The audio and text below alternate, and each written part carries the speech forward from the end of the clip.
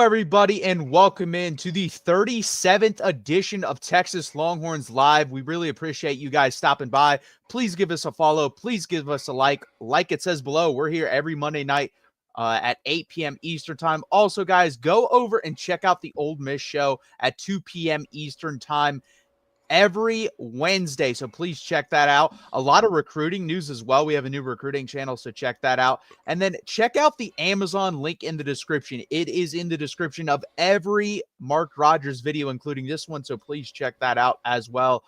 Gerald, we are on to 2026. And we might as well start out with recruiting here. So who are your top 5 recruits that Texas needs to land in this 2026 class after landing the number 1 class for 2025? Yeah, so you're going to see a bias in a lot of my answers tonight. We've got a couple of lists. And I think for me, the list of 2026 recruits starts and ends with John Turntine, the third from North Crowley. Like, the state of Texas, and we'll see there's another one coming up, but like when you have elite offensive linemen in state, and you're the University of Texas, you've got Kyle Flood as your offensive line coach. You're putting multiple, probably 3 guys in the NFL draft at least this year. Like, that should be a slam dunk recruitment. And that's a guy who, when the guys that are on campus right now graduate, he'll be in his big boy body. He'll be able to step in and really hold down one of those sides of the offensive line. So for me, that list, as soon as you sent this, the topics, I was like, yep, that's number 1, Turntine out of North Crowley. Got to get him. Well, this is going to be easy because number 1 for me is also John Turntine. However you pronounce the last name, it does not matter because this is someone Texas has to land. This has been like the guy us Texas fans have known about for like a year and a half of, hey, when this guy comes up, you have to land this guy. Yep. And we're not saying he's going to be Kelvin Banks, but this is the closest thing to Kelvin Banks Texas has had a shot in getting since Kelvin Banks. I think Michael Fasusi might be in that category as well. We'll have to see. But John Turntine is definitely one of those guys, and you have to land him. When they are in your state, you have to reel that guy in. That's actually something Texas struggled with in the 25 class. If I had something to hit Texas on the 25 class, they struggled recruiting the offensive line position in state. I believe Texas had 5 of the top 10 to 12 offensive linemen, and Texas didn't end up getting any of them. So that was a big issue. We have to land this guy. He's a must get, in my opinion. 100%. And that, again, that is the state of Texas when they put out elite offensive linemen. Like, this is a top 20, potentially top 15, top 10 kind of kid. Like, overall, not a position, overall player. When the state of Texas puts out those kids, you've got to land them. Matthew, who's your number 2? Number 2 is going to be, this is a long shot, but he's so talented. Chris Henry Jr. Okay. He's my number 2. This dude is a freak at wide receiver. Obviously, his dad, rest in peace, played in the NFL, was super talented.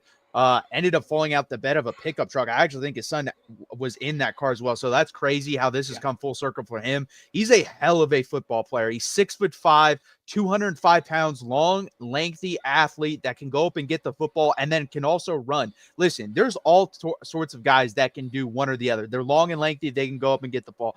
They can run. It's really rare to find that 6'4", 6'5" guy that can take the top off the defense as well as going up and getting the football. That's this guy. He's out of California. Right now, he is an Ohio State commit. Guys, it is so far away from signing day, and with everything we know how it is now in NIL era, that can change very quickly. I think this guy is a must get for Steve Sarkisian. And I will say this, when Sark says someone is a must get, he usually gets him, honestly. I can't really think of anyone that's like, you know what, that guy's a must get. I have to get him, and he doesn't get. So if they do decide this is that guy, which I think it is, I think we end up with him. Time will tell, though.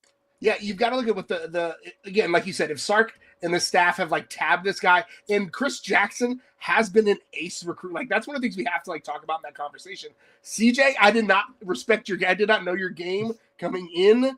You have proven us, at least me, proven me wrong at your abilities to recruit. Done a great job. So my number 2, again, showing my bias. And there's some quibbles about offensive line board, but Felix Ojo from Mansfield is another kid who I think Texas has to land. Like, you do not go in state and you're able to have bookends, right? If you can land the top 2 offensive tackles in the state, right, and they're 2 of the top 100, 150 offensive linemen in the country, players in the country, top 20 at their position, right? You can secure the future of your offense for 4 years, right? And so there's some quibbles about other players down the board, bigger sizes. There's a 6'8" kid out there, right? But 6'6", 275, that is a perfect like Kyle Flood lump of clay, right? A kid who can come in. And the good thing about the situation in the offensive line room is that he'll come in probably early this time next year, right? If Texas lands him, have a couple of cycles before he needs to step in and get into that grown man body. And so you're able to have multiple, again, you cannot overstate being able to grab bookends that can hold down your line for 3 years, right? We just saw it. Texas had Kelvin Banks and then Cam Williams stepped in last year, right? That is huge. And that's a reason why the offense can be successful. Yeah, I tried to diversify my portfolio here. Otherwise, I could have put him on the list because he's very good. I think he's a step under John Turntime, but again, those guys are very few and far between. Yeah. They're not even every recruiting class. Yeah, you're right, Matthew. The state of Texas, few and far between on those elite offensive, especially when you've got 2 top 200 offensive tackles in the state. You've got to find a way to land them. You've got to find a way to bring him in. And Matthew's right. I struggle to diversify. I could have a list of just 5 offensive linemen that I want Texas to land, or 5 trench players that I want Texas to land. But as we wait for Matthew to connect back in, I did diversify. I didn't go outside of the borders of the state yet. But my number 3 player on my list, wide receiver Jalen Lott out of Panther Creek, Frisco High School. 6 foot, 170, number 53 overall in the country, number 6 player in the state of Texas. When you talk about explosive athletes, Steve Sarkisian likes to have athletes with a capital ATH on them, right? This is the kind of kid he's talking about. A junior Olympian champion at the long jump, ran a sub 11-100 as a sophomore. This is the kind of kid, when you talk about take the top off the defense, when you look at a type of kid that can really stretch the field and make those explosive plays. Steve Sarkisian wants to have as many Ferraris in the garage as he can. And I don't know if it becomes more Ferrari than this kid. So Jalen Lott out of Frisco Panther Creek, number 3 on my list. Number 4, keeping it offensive, but finally getting outside of the state. Number 30 player overall, according to the 247 composite, tight end Mark Bowman out of Mater Dei High School. 6'4", 6'5", depending on who you ask, 225 pounds. This is the kind of kid who can come in and really continue that pedigree of elite play from the tight end position for Texas. And we've seen how important a good tight end can be in this offense. It is in this offense, right? We saw Jatavian Sanders 2 years ago. Big asset to the offense. We saw it almost even to a greater extent this year with Gunnar Helm, who had a little bit more positional versatility than JT Sanders, because Gunnar Helm can also block, right? So you get a guy like Bowman who's a little more Gunnar Helm than JT Sanders as far as skill set, but a little more talent as far as JT Sanders. So when you get a guy like that out of Mater Dei, Texas is building that Mater Dei pipeline. So Mark Bowman, tight end out of Mater Dei, number 4 on my list. So Matthew, you owe me 2. I need 3 and 4 from you. Okay, yeah, my laptop decided to restart, so that was awesome. But Love number technology. 3, yeah, I know. Number 3, Tyler Atkinson from Georgia. This is another guy. I don't think it's even about him personally as a recruit. I think he's a really good player, by the way. Can play linebacker or edge. But it's about tapping into that Georgia pipeline once again. I think Georgia is one of those underrated recruiting beds. We've seen that's why Georgia's gotten so well, because they've locked down that state. Usually get out of the top 10 players that state, they're getting 5 to 6 of them. And that's usually a good hit rate to hit on. And they've gotten so good at producing NFL players out of that state. So that's awesome to get in that state, get that guy. And then also you're getting a hell of a player right now. According to 247, the composite, he's the number 1 rated linebacker in the country. And he's a 4-star right now. That'll get bumped up to a 5-star. So you're talking about another 5-star. Number 4 to me is a Texas legacy, and it's Jalen Lott. Very my number 3. Oh, okay. Very versatile player, can play either side of the ball. I think he's a little bit more fluid at the cornerback position, or even if you wanted to slide him back to safety, he has really good ball skills, obviously as a wide receiver as well. really special athlete, and that's what he's listed as. And again, another top 60 recruit, 6 foot, 170 pounds, and he's a burner. So it's going to be very interesting where he decides he wants to play and where Texas wants to utilize him if they can land Jalen Lott. And this guy's not on my list, but I want to hit on this too. Caden Finley, Jermichael Finley's son. That's another Texas legacy. You can't be missing on legacies, especially when, one, you're hot on the recruiting trail, two, you're developing players, and three, you're winning. These should be easy layups, in my opinion, in recruiting. 100%. Yeah, Jalen Lott going anywhere would be on par with Tom Herman, like not on par with losing Quinn Ewers, but like that type of like, how the heck did that happen situation? Now, I actually talk about Jalen Lott more on the offensive side, so we got a good rounded perspective on him. So I love it. So for me, you want me to close out my list? Number 5 out of Duncanville, edge Kevin Ford Jr., 6'3", 245, a ton of upside, explosive athlete. I mean, he's not Colin Simmons, right? And we'll just Colin Simmons is a one-of-one freak, right? But when you look at the type of defensive players that Duncanville consistently produces, the way that they play and the level of polish that they bring to the table, this is another guy who could potentially come in, step in, and be a day one kind of starter guy at that edge. Now, the edge room is continuing to get crowded. Praise whoever you choose to praise for that problem, right? But he's a guy, based on the level of development at Duncanville, the level of talent that you have to fight through to get on the field at Duncanville, just his physical stature, 6'3", 245. He could stay outside. He could bulk up and go a little bit more inside. I love that level of versatility. We saw it pay off for Texas with guys like Alfred Collins and Vernon Broughton, who were recruited as edge players, worked their way down into the interior, and became differentiators for the Longhorns. So that's something to keep an eye on. Kevin Ford Jr., my number 5 must-have. Yeah, he's a special player, and one of those guys, I like what you said, the versatility, and you see that on both sides of the ball. That's what Sark wants to be. He basically just wants to be one perfect unit in which you can interchange pieces very easily, and you can see that with the way Texas played defense last year, and I think you're going to see it even more going into the future. My number 5, this guy's a freak. He's actually, I believe, Kobe Bryant's cousin or nephew, Jet Washington from Nevada. 6'5" safety at 200 pounds and can jump out of the gym. This guy is an athletic freak. I like the pedigree, obviously being related to Kobe Bryant, and I think he'd fit perfectly in this Texas defense. This is a guy, honestly, if he put on enough weight, you could probably spin him down to linebacker if you wanted to. If you want him to stay there, you can put him back out to safety. I think there's in certain packages, you could spin him out to nickel if you really wanted to. So this is a special player. They kind of were slow on this one. I'm going to be honest with you. They got on this one the past couple months. They really weren't on him about 6 months ago. So to me, they have some ground to make up. Johnny Nansen is good at recruiting the West Coast and also Nevada. So I think that will help here. But this is a special kid, and I'm hoping we can land him in this class. And I love that you mentioned, again, the versatility, the ability. When I hear a 6'2" plus, 200 plus safety, my mind immediately goes to DeMarvion Overshone, right? And what could have been with Tyler Owens, right?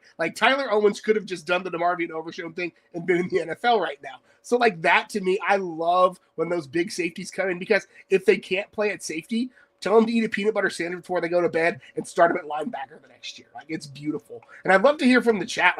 Who did we miss? Let us know in the comments. Yeah, 100%. Let us know in the comments who your top 5 are, who your number 1 is.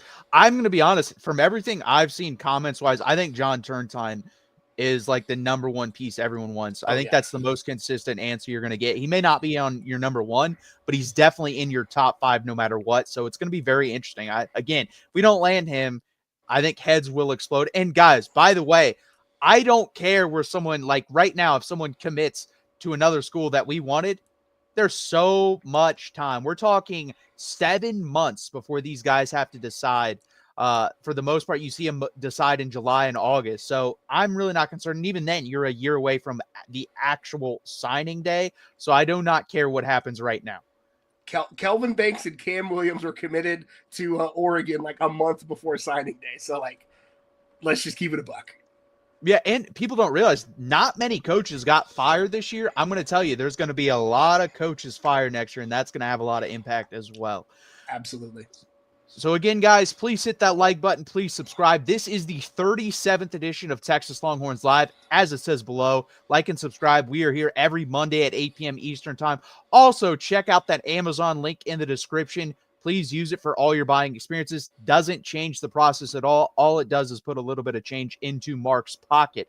Also, check out the Old Miss channel every 2 p.m. Eastern Time. They have a show every Wednesday, so please check that out as well. And our friend Jackson Johnson actually left the Amazon link in the description, as well as the link to Mark's book.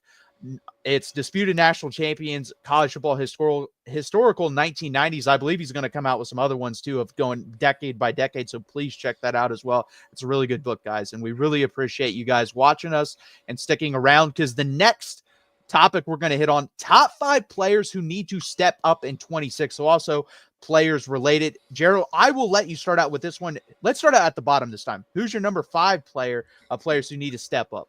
Number 5 player, whoever the kicker is, right? Whoever the kicker is next year, I need you to get your life together, right? It is beyond the pale that a national championship level team has to clinch every time the kicker runs onto the field, right? Whoever the heck the kicker is, whether it's Will Stone, whether they give Bert Auburn another shot, whatever, right? Whoever it is, whoever the place kicker is to try to kick field goals, I need you to get your act together, right? I do not need to clinch up every time you run on the field when it's longer than 20 yards. Like, come on, get it together. It is a missing piece and a missing link to a team that should be elite and really, really good. What's hilarious about that is we got a punter, and immediately our punter got a lot better. And we probably should have went and gotten kicker, because then maybe that happens. Bert Auburn gets better, because Michael Kern punted his ass off the last 2 to 3 games of the season. He did. Honestly, if he punts like that, he might beat out the guy that came over from Utah and Jack Burmeister. So I don't know what's going to happen there. We definitely need a kicker. I'm not saying we don't need a Cameron Dick or a Justin Tucker or anything like that. Can we just get a consistent guy that makes 80% of his kicks? Like, those guys made 90+%. Yeah. Just don't suck. 100%. So that's going to be very interesting, whether it's going to be, like you said, Bert Auburn, Will Stone, or do we go get someone in the portal later on, entice someone to come out of the portal, kind of like what Michigan did with Dominic Zavada. They gave him a call, Arkansas State, come here. We got a lot of money for you, kick, and that guy was lights out. So number 5, it's funny you said whoever, because I have whoever plays center. Whoever plays center's got to step up. You're taking over for Jake Majors. Now, do I think Jake Majors is going to be a great NFL player? I don't know about that. He's kind of small, not super powerful, honestly, but he knew everything that was needed in this offense. He knew the play calls at the line of scrimmage. He could adjust from there. That's a big key here, because he made changes at the line of scrimmage. Whoever does this, whether it's Cole Hudson, Connor Robertson, Daniel Cruz, who's going to do it? I don't know. My guess right now would probably be Cole Hudson. If not him, then Connor Robertson. We've barely seen much of him. So who steps up and takes over that center position going forward for Texas into next year? Yeah, I had that a little bit higher on the list, so I'm not going to talk too much about it now. But yeah, I'm with you there. That is a big red flag for me. Okay, so for my number 4 is Alex January. I went back and forth here on the inside of the defensive line. I said Travis Shaw, Alex January, so on and so forth. There's like 5 or 6 guys that could step up. I went with Alex January because we heard actually in spring ball last year of this guy making plays, making splash plays. And later in the year, he started to get more run. He actually got a lot of run in the Ohio State game. So can he be consistent? Can he be a good player? I don't need him to be Alfred Collins. I don't need him to be Vernon Broughton. Can he be Moro Ojimo on the inside? Can you give me that sort of production this year at Texas? I think that's going to matter a lot, because I don't know. Like last year, people talked about Byron Murphy and Tavondre Sweat leaving, and our response would be, well, I think we'll take a step back, but we're good. We got Alfred Collins, and then whoever steps up, and that was Vernon Broughton. This year, I don't know who's going to step up. There's literally 5 guys you could choose from. Hopefully 1 or 2 of them step up and plays B- level football. That's what I need from someone here, and I'm hoping that could be Alex January. Yeah, you need somebody to eat up space, right? And with this defensive scheme, it is a space eater is better than anything else. And again, getting more than that is plus production on that spot. And I'll talk more about that in just a moment. But my number 4, Kobe Black. Kobe Black is a guy who has a ton of talent, a ton of potential, and it's going to be his time. right? The secondary is going to have a bit of a reboot, right? I think you're going to see Jalen Gilbo slide into that Jahdae Barron role. And so there's going to be some space and an opening for him, right? Gavin Holmes is gone. There's bodies and opportunities. And I think Kobe Black is a guy who's got the skill set. He's got the talent. He's got the size. He's got the ability. Is it there between the ears and between his ribs, right? Those are the two questions that we need to get from him. And if it's there, then I think we're going to see a secondary that's still really, really good, right? And so it's an opportunity for him to step up and to create a ton of value for himself and a ton of value for the defense. Absolutely. I liked what I saw from Kobe Black. I said at one point, I think he can actually give you higher potential reps than Malik Muhammad. Now, do I think he was more consistent? Absolutely not. There were plays, if you go back, especially in the Vanderbilt game, he looked great on one play, and then the other play would be like, what is he doing? So that's the thing. Can he just play consistent football? And he's got all the talent. He's got a brother that played pretty well at Oklahoma State. If he can be, just his brother, he'd be a pretty good player. But I think he's even got more potential because of the body type. He's a long, lengthy guy. He plays with good range. So it's going to be very interesting there. My number 3 is Trevor Goosby. I thought Trevor Goosby played very well for Texas in his starting spots. I think he needs to work at getting a little bit more nimble in the open field. That is something that he did struggle with. As you saw when we threw the screen, he was kind of slow getting out there, and then guys were able to get low and underneath of him and get the guy down that he was trying to block for. So he needs to be a little bit more nimble getting out there and then be able to, bend the knees, go side to side, and shuffle with the guy to keep him away from the guy that he's trying to protect on the screen. So that's going to be very interesting there. But other than that, like straight run blocking, no issue with it. Straight pass protection, no issue with it. I'm going to be straight up honest with you. If we could probably go back, and the coaches would probably agree with me on this, if we could just take Trevor Goosby and swap out for Cam Williams in that Ohio State game, I think they would have, because Cam Williams was clearly still hurt in that game, and he did not play well. Trevor Goosby can play at a higher level than we saw Cameron Williams play in that Ohio State game. I truly believe that, and he showed me a lot. I just need him to play consistently. And then, again, get a little bit more nimble, get out there, maybe drop 5 to 10 pounds, and that will help. Yeah, no, I think you're absolutely right. I think Goosby is a guy who Texas has to lean on and will have to lean on. This offensive line is going to be at a reset. We already talked about it a bit. I'll talk about it more here in just a moment. And I think Goosby I am very happy with what we see from Trevor Goosby so far. And I think he is, again, a couple of small tweaks away from being an elite offensive lineman for Texas and continuing that pancake factory situation. So my number 3, Cole Brevard, however you want to say it, defensive tackle, transferred in. So I don't know if it's stepping up, whatever, it's fine. But I've talked about it before. This defense is built on a big booty in the middle, occupying blockers, right? Creating numbers advantages. Playing good defense is all about creating numbers advantages. And a guy like Big Cole is able to come in. If you can occupy multiple bodies with your body, that creates the advantage, because defenses are also going to have to double team or at least dedicate multiple resources to one of the 2 edge rushers, right? Probably Colin Simmons, which creates opportunities for your linebackers, for your other edges, right? Creates havoc in the run game. And so if a guy like that can come in, a 1-year rental, an arranged marriage, create Texas what it needs in the defense, create value for him in the NFL draft. If he can step up, and again, we don't need him to be Tavondre Sweat and Byron Murphy, right? I need a B+. I need like 70 to 80% of what those guys brought, and I think defense is going to be incredible. No, I don't disagree with that at all. Again, it's like the flavor of the month at the defensive tackle position. Choose the one, and it needs to step up. I don't know who it's going to be. Pick the one you like. Yeah, like I said last year, we had an idea of who it was. I just don't know who it's going to be. Obviously, when we get the spring ball and hear the reports, the name that pops up the most is probably going to be the one, but we'll have to see. I have no idea who it's going to be. Number 2, for me, I'm going to go, again, cornerback. We just chose a different one. I'm going to go with Malik Muhammad. Malik Muhammad was a 5-star recruit, and in my opinion, has not lived up to that 5-star billing. I think he's played like a good 4-star recruit, and he's got to step up. In 30 games, he has 1 interception. We saw Jahdae Barron last year have like 5 or 6 interceptions in a season as a Thorpe Award winner. Now, do I need Malik Muhammad to win a Thorpe Award? No. But do I need him to, contribute a little bit more? Honestly, get back to more of his freshman season. I thought he was better overall as a freshman than he was a sophomore. And we saw that in the Clemson game. He got kind of torched in that game. He got picked on a little bit more in the Arizona State game. I will say he played very well in the Ohio State game. So to me, could it be a concentration issue of a down-to-down thing and, not feeling kind of entertained at who you're guarding, like, this guy is not as good as me, I don't really need to take this rep as seriously. Yeah, it definitely could be that. But you cannot be having that next year, because last year, again, you had the Thorpe Award winner on one side.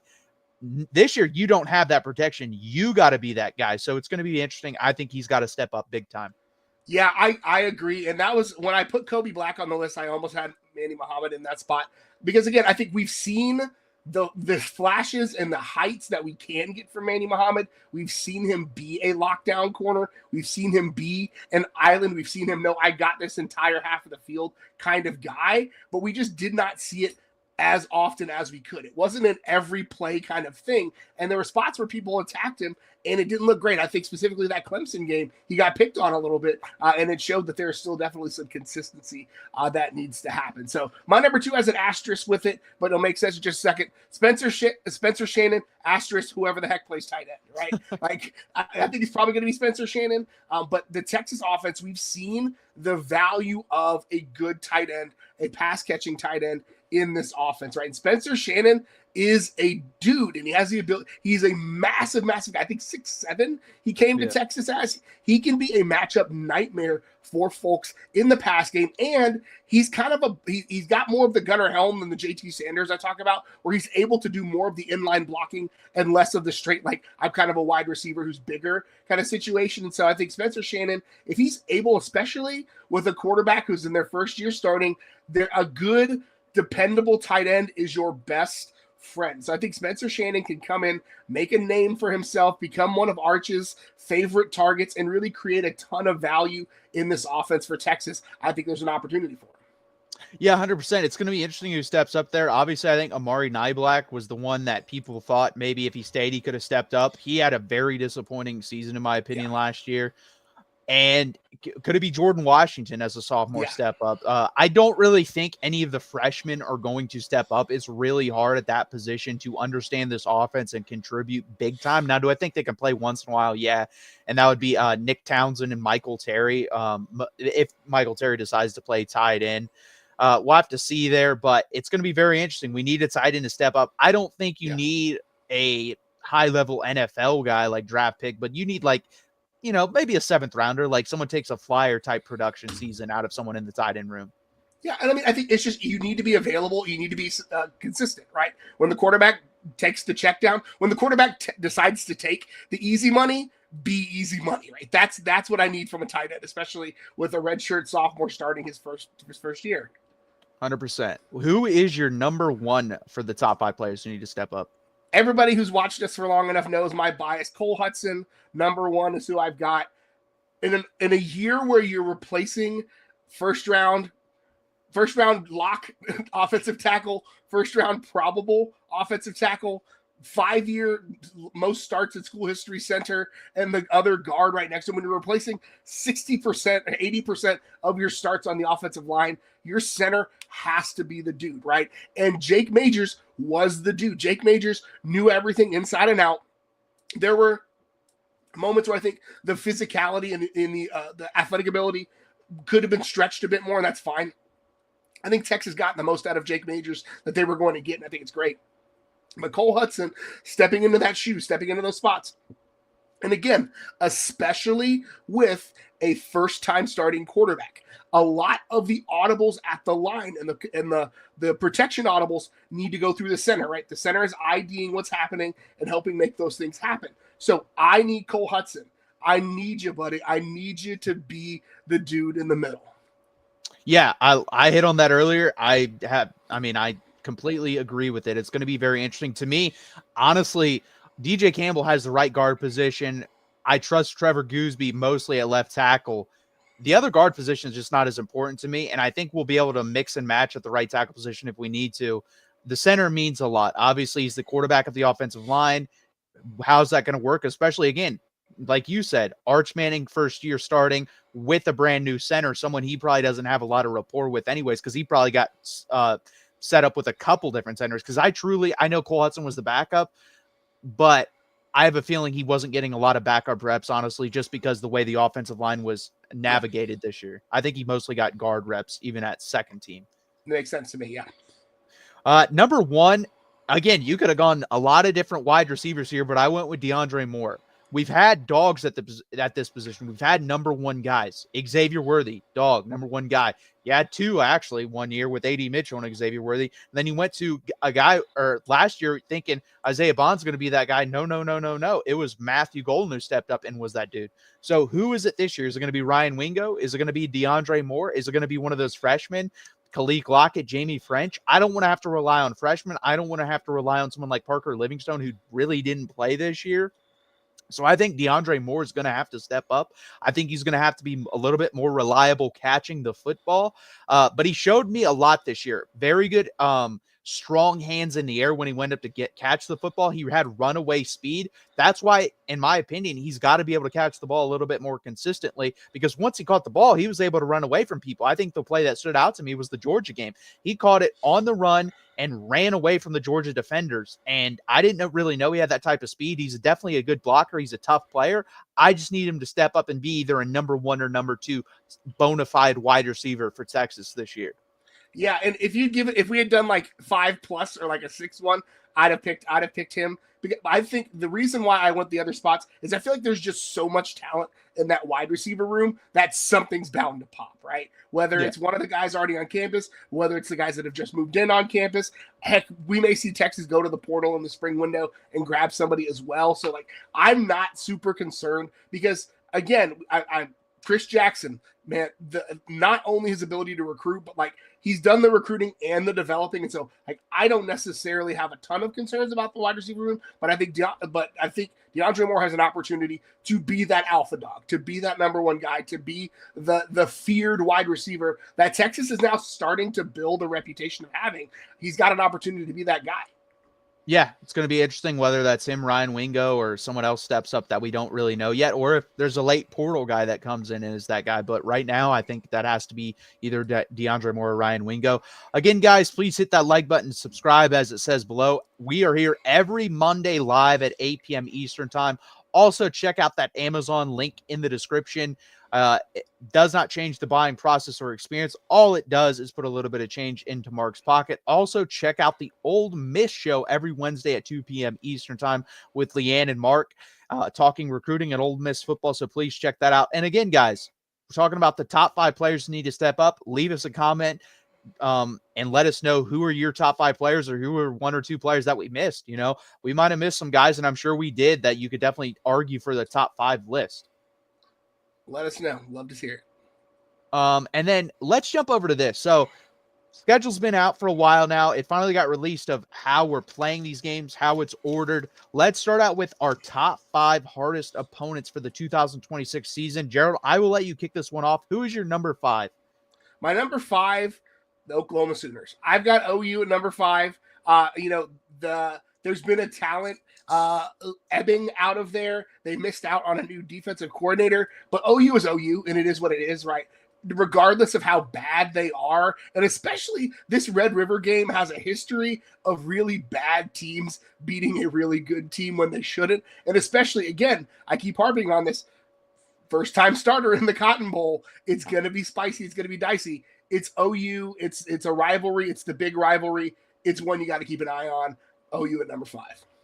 We completely agree here. Like the only reason they made this list is honestly our schedule's, not super hard like last year. It's a hard schedule. I'm just not saying it's like an Oklahoma schedule from last year. Oklahoma had a really hard schedule last year. And yeah, 2 first-year starters. John Mateer making his first start versus Texas this year. Arch Manning will make his first start versus Oklahoma. I think their defense is going to be good again. They have a lot of guys coming back. Eli Bowen, I think, is a really damn good player. They have R. Mason Thomas on the defensive line. Kip Lewis and those guys will be back. I mean, they have talent on this defense. And I think Brent Venables is just going to call plays. I'm just going to say that. And he's a terrific defensive coach. So that isn't their issue. Their issue is offense. I have no idea who's going to step up there. They had, 5 or 6 of their top wide receivers hurt last year? Well, guess what? Every one of them transferred out other than Deion Burks. So it's Deion Burks, John Mateer, an average running back room, in my opinion. I know the freshman they had last year in Taylor Tatum, he had fumble issues, and he didn't look very good to me at all. How does that look? How does their offensive line look? I have no idea about this offense. And Do I think it will be better than last year's? Yes, because last year's was literally one of the 15 to 20 worst in the whole country, so it wouldn't take much. But that's not beating Texas. If they come in there with the 80th best offense and the same defense they had last year, we're still going to win this football game. So I'm going to put Oklahoma at number 5 for that reason. Yeah, I mean, it's, again, I've just seen enough weird ones, and it always, like, regardless if they're in the trash or not, it scares me. Number 4 for me, might as well stay in the rivalry setting, Texas A&M. Yep. I think it's weird. I think their offense is going to be better than last year, but I think their defense is going to be worse. I don't think that they lost so much defensive talent. I think they'll understand the scheme that Mike Elko wants out of them. They'll probably tackle a little bit better because they struggled with that this year. They'll probably cover a little bit better because they struggled with that this year. And I think their offense will be fine because Marcel Reed, I think, is a decent player. Now, Texas realized, hey, he only throws to his right. He never throws to his left. So that's something he's going to have to get figured out. He has some good wide receivers there now. Kevin Concepcion, I like a lot. I think Micah Hudson is a coin flip with Texas A&M. I have no idea what's going to happen with him. I mean, he already had to take a leave of absence from the team with being there for like 10 days. So I have no idea what's going to happen with him, but he's a big one for me. If he can't really produce for Texas A&M, that wide receiver room's pretty thin because remember, Noah Thomas, their best wide receiver, transferred out to Georgia. Their running back room is still very solid, though. Le'Veon Moss, I believe, is back, and then you also have Reuben Owens coming back as well. Offensive line, again, I don't know. So this is a lot of question marks on the offensive line and then question marks on the defense. Everything else, I think, on this team is going to be pretty good. I'm with you there. I waffled on where to put that game. I have it actually one higher at 3. I have Ohio State at 4. I think that season opener, and this is no slight at the reigning national champion, they're going to be a completely different team next year. Like, it is what it is. All of that, they'll have the best wide receiver in the country coming back, but, like, who's going to be the quarterback, right? They've got a ton of talent there, but again, first-time starter, first game of the career, right? Playing Texas, it's going to be a home game, so that'll be an advantage for them. But the running back situation is going to have to recycle, right? The defense is going to have a lot of new faces. It's going to be a very new team. Now, Ohio State has a ton of talent. They had a 90% blue chip ratio going into the year. So, like, they're going to be fine, but it's going to be a lot of new players playing in their first ever primetime game to start the season. So I've got them at number 4. Again, no disrespect. There are just so many question marks at that situation. I have them higher, and I think we're going to have the same top 5 in teams. I don't know if we're going to have this. We're going to have a different order. Who's your number 3? I'm curious about this one. I had A&M at number 3. I had Ohio State A&M flips. And again, for a lot of the same reasons you said, Marcel Reed's going to be a year better, right? The defense is going to be a little bit worse. The offense is going to be a little bit better. It being in Austin this year makes me feel a little bit better about it. But again, it's a rivalry game. A&M wants nothing more, and it's the last game. If Texas is having a successful season and they can play spoiler to that, if they can get to 10 wins and play spoiler to that, like, there's a lot that's going to be riding on that game. Number 3 for me is Florida. I think Florida is going to have a really good year next year. I mean, DJ Lagway is a special player. After watching him play LSU, I tweeted out top 10 pick. Whenever he decides to come out, that's what he's going to be. He's got that type of talent, special arm, special with his legs.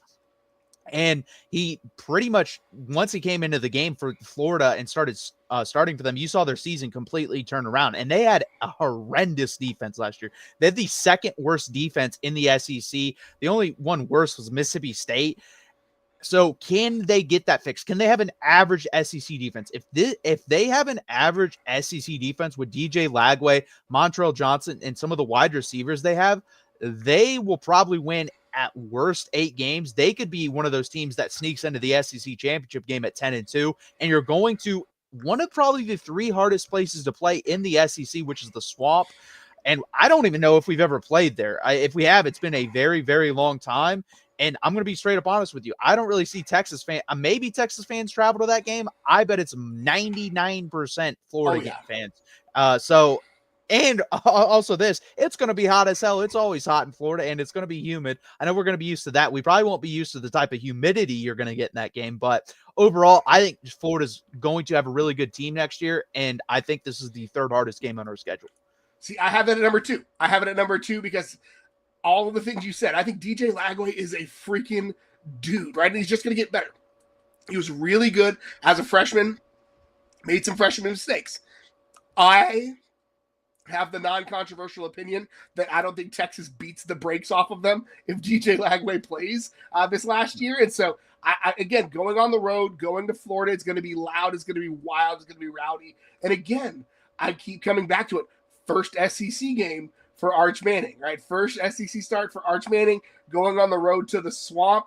I know he would love nothing more than to go into the Swamp and get a win. It'd be great for him, the family legacy, right? But it's huge to go in there with DJ Lagway playing as well. He's going to be. Like, I'll just go ahead and say it, right? The SEC is going to have some killers at quarterback this year, and DJ Lagway is among the top of them. 100%. He may be the best one. It's going to be very interesting. Yeah, don't ask Peyton how to beat Florida. He didn't know how to do that. Go ask Eli. I don't know what his record is, but I know Peyton never beat him. So don't ask his opinion on that. Yeah, you may have to go all the way back to your grandpa. So it's going to be interesting here. Number 2 for me is Ohio State. I just think they have so much talent.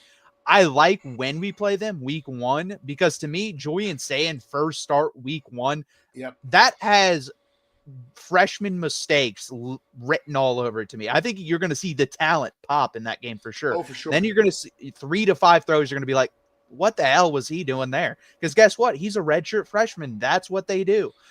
And to me, Ohio State fans, I know you're going to pump up your team a little bit more, but I think they need to pump the brakes on him a little bit, because he was your 3rd string quarterback this year. He didn't even go up to number 2. He was all the way down as your 3rd string. Now he's your starter because Devin Brown transferred out, which is good. He stunk anyway, so that didn't really matter. Yeah. But then Will Howard obviously graduated. So it's going to be interesting how that works. He's going to have a ton of wide receivers to throw to. Brandon Ennis, Carnell Tate, Jeremiah Smith. Offensive line, again, question mark. I think you're losing 3 to 4 guys up front, so that's going to be interesting.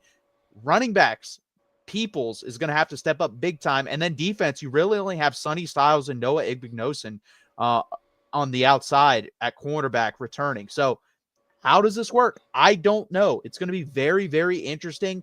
I personally, when I saw the line come out of, I think Ohio State favored by 4.5, I'm going to lay money on that right now, because I think Texas wins that football game. I'm going to be straight up honest with you guys. I think we win that football game, but they are our 2nd hardest opponent. It's going to be very interesting. The reason I had it so low on the list is because it's the first week, right? What are they going to be? What are they going to do? What's it going to look like? And again, you can ask the same questions about Texas. Who's your number 2? My number 2, I said I got Florida. Texas and Florida is my number 2. So I can just close it out, bringing to number 1. I think we have the same number 1, Georgia Bulldogs. Head into the hedges. It is what it is. Georgia has our number as it stands right now. 0-2 against the Bulldogs this year. They're going to be Georgia. Once again, they're going to have the recipe. Can Texas remedy the things that Georgia was able to exploit against them in a hostile environment? Or is this going to be the conversation like, does Steve Sarkisian have a Georgia problem? So that'll be something to absolutely keep an eye on this year. The quarterback situation is going to be, we know, we've got the quarterback change there. Starters now heading to Miami, which is always weird, but it is what it is. But Georgia's got the dogs. Literally, they've got the dogs, but also they've got the talent there to play with anybody. Georgia never stopped being Georgia, even if they had a bit of a down year this year. Yeah. It's going to be interesting because I actually was pretty impressed with Gunnar Stockton in the Notre Dame game. He played well enough to win that football game. If his wide receivers caught one of the 2 deep balls that he threw, he would have thrown for over 300 yards. Yeah. So they need to get rid. Honestly, if this team just doesn't drop passes next year, they're going to be better than this year's team.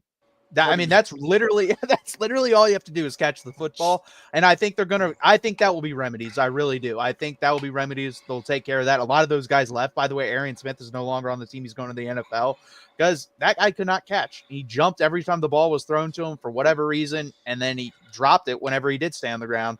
The running back situation, I think, will be better. Nate Frazier's really damn good. I actually thought he should have played more last year. So that's going to be interesting. Offensive line. It's kind of weird. I kind of put this into the category of Texas. I think actual talent overall is going to be worse, but I think you're going to get better production from the offensive line at Georgia this year compared to last year. Same, I think Texas will have that thing too. I think you're going to see the sack numbers and stuff drop. Also helps that both teams now have quarterbacks that can run around a little bit. Yeah. And then defensively, Georgia's going to be probably about the same. They might take a step back because you're replacing Jalen Walker and Michael Williams. Those are 2 top 15 picks in the NFL draft, at worst top 20. And Malachi Starks. I didn't even mention him. So I think they're going to be slightly worse defensively, but I think they are actually going to be a lot better offensively, honestly. Yeah, I think it'll be a regression to the mean a little bit for both. And again, just be good on both sides of the ball. Is what, like, you don't have to be the end all be all, but again, continue. Like, they're going to get better on offense. I think they're going to be solid on defense. And again, Georgia has dudes. They've got dudes and dudes and dudes. They're going to be a monster. It is what it is. Yeah, there's, to me, I was talking with my friends about this. There's 3 teams now that have the expectation every year they have to get to the college football playoff. I think it's Georgia, Ohio State, and Texas. And I should say this, realistic expectations that they should get to the playoff every year. I think Alabama's out that for me right now because they just proved that's not the expectations anymore with missing this year with Kalen DeBoer. I'm saying realistic expectations. You should be able to pencil those 3 teams in to the 12-team playoff every year. Georgia's going to reload, and it's going to be interesting to see him play. And again, we lost to him twice. I can't say they're not our hardest opponent because of that. I mean, we outplayed them the second game, and they still beat us. So until we beat them, they're going to be our hardest opponent on the schedule. Absolutely. Are they there in 2 years, or do we get a break? We gotta check that out.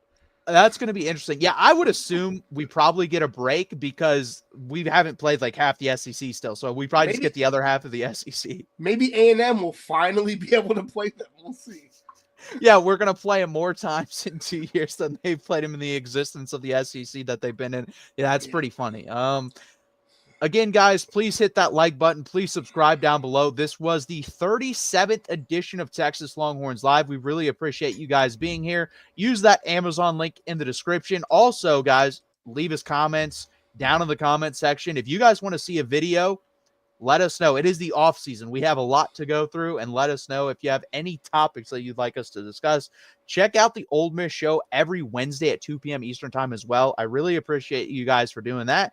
And again, this has been the 37th edition of Texas Longhorns Live. Thank you guys for being here. Like and subscribe. And also, before we go, give each of us a follow on Twitter or X, or Gerald is also on Blue Sky right there. Or his links too, or not links, but also his Longhorn pod that he has with his friend. So please check that out as well. And then you can check me out on Twitter as well right there. And guys, you can check in the comments. Jackson actually was nice enough to drop those links. So just go over there and follow that. I really appreciate it. Gerald, thank you for being here. And as always, guys, hook 'em. Hook 'em.